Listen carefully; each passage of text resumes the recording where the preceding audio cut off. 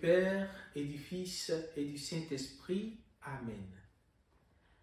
Chers frères et sœurs, au cœur de notre marche vers la nativité du Seigneur, l'Église nous propose de célébrer la solennité de l'Immaculée Conception de la Vierge Marie.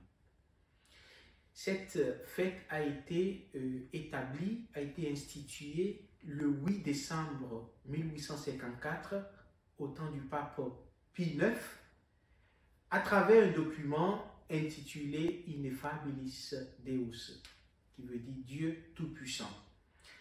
Et ce document déclare comme une doctrine à croire par tous ceux qui acceptent le Seigneur, tous ceux qui sont chrétiens, que effectivement l'Immaculée Conception signifie la conception de la Vierge Marie dès les débuts de sa vie, sans le péché originel, dans la pureté. Eh bien, est-ce à dire que c'est en 1854 que l'Église a pris conscience de cette vérité? Eh bien non, chers frères et sœurs. Depuis le début du christianisme, depuis le temps des pères de l'Église, prenons par exemple de grands théologiens chrétiens des premiers siècles, comme Irénée de Lyon, comme Ambroise de Milan, comme Jérôme, comme Saint Augustin d'Hippone et bien d'autres. Nous trouvons dans leurs enseignements justement cette idée selon laquelle la conception virginale du Sauveur exige la conception immaculée de celle qui devait lui donner la vie. La conception virginale de Jésus exige la conception immaculée de celle qui devait lui donner la vie. Justement, aujourd'hui, l'Église propose précisément l'évangile de l'Annonciation, Luc chapitre 1, versets 26 à 32. L'ange Gabriel entre dans la maison de Marie à Nazareth et dit « Réjouis-toi, pleine de grâce ». Eh bien, cette salutation, chers frères et sœurs, pleine de grâce, dit beaucoup sur ce que Dieu a déjà fait en Marie.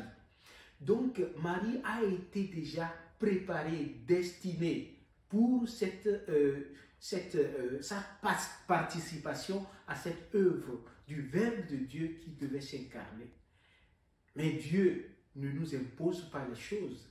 Dieu ne nous, parce qu'il nous a créés, il est notre Créateur, il ne nous impose pas les choses, il nous a créés libres. Voilà pourquoi Dieu envoie l'ange pour justement parler à Marie et attendre sa réponse. Eh bien Marie, au bout du dialogue avec l'ange, a répondu « Je suis la servante du Seigneur, qu'advienne pour moi selon ta parole ». Eh bien, vous allez comprendre que ce n'est pas une acceptation non raisonnée. Marie a justement posé des questions. La foi qui cherche la compréhension, c'est celle de Marie. La foi qui cherche à comprendre. Ce n'est pas une foi, une acceptation passive. C'est une foi qui cherche à comprendre effectivement et qui embrasse la volonté de Dieu. Voilà pourquoi Élisabeth pouvait dire après « Bienheureuse celle qui a cru à l'accomplissement de la parole de Dieu dans sa vie. » Eh bien, chers frères et sœurs, en quoi cette fête nous concerne? Est-ce seulement une doctrine qu'on nous a donnée à croire simplement? Eh bien non. La fête de l'Immaculée Conception est quelque chose qui est une fête qui nous concerne dans le sens que elle parle à notre cœur. Elle nous rappelle cette pureté que le Seigneur nous a accordée à travers notre baptême. Nous avons tous été, le jour de notre baptême, purifiés et rendus immaculés comme Marie. Mais malheureusement, le péché qui est toujours en train de nous poursuivre n'a pas permis de garder cette pureté que symbolisait le pagne, l'habit blanc que nous prenons au baptême. Toutefois, chers frères et sœurs, l'espoir n'est pas perdu pour ceux qui croient. Voilà pourquoi chaque fois que je vais faire une bonne confession, où je vais faire le sacrement, recevoir le sacrement de la réconciliation. Chaque fois que je le fais dans la vérité et dans la sincérité, eh bien je recouvre ma pureté parce que la grâce du Seigneur m'est transmise à travers ce sacrement. Nous n'avons donc pas perdu l'espoir de ressembler à Marie. Chaque fois que nous nous humilions et nous reconnaissons nos péchés, le Seigneur nous refait de fond en comble. Notre Saint-Père Augustin a dit qu'il n'y a que celui qui nous a fait pour nous refaire. Et le Seigneur nous refait à travers les sacrements.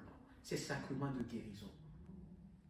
Eh bien, chers frères et sœurs, nous savons qu'aujourd'hui, nous vivons dans une société là où parler de pureté, parler de sainteté, parler de l'immaculé est quelque chose qui sonne mauvais aux oreilles des gens. Au point même où on mesure la bravoure des personnes à la hauteur du mal qu'ils peuvent faire. Eh bien, c'est au cœur de cette société que la Vierge Marie devient pour nous un exemple. C'est au cœur de cette société que le Seigneur nous invite à vivre la pureté. C'est au cœur de cette société que le Seigneur nous invite à être des exemples vivants de cette pureté, de cette sincérité, de cette disponibilité envers Dieu comme Marie. Demandons l'intercession de la bienheureuse Vierge Marie, qu'elle nous aide, qu'elle marche avec nous dans notre lutte quotidienne pour faire la volonté de Dieu, pour que nous puissions tous répéter ce fiat, Seigneur, que soit faite ta volonté dans ma vie. Que le Seigneur nous soutienne et voit notre volonté, notre amour pour lui, notre désir de ressembler à ceux qui ont fait sa volonté comme Marie, et nous soutienne au jour le jour. Amen. Au nom du Père et du Fils et du Saint-Esprit.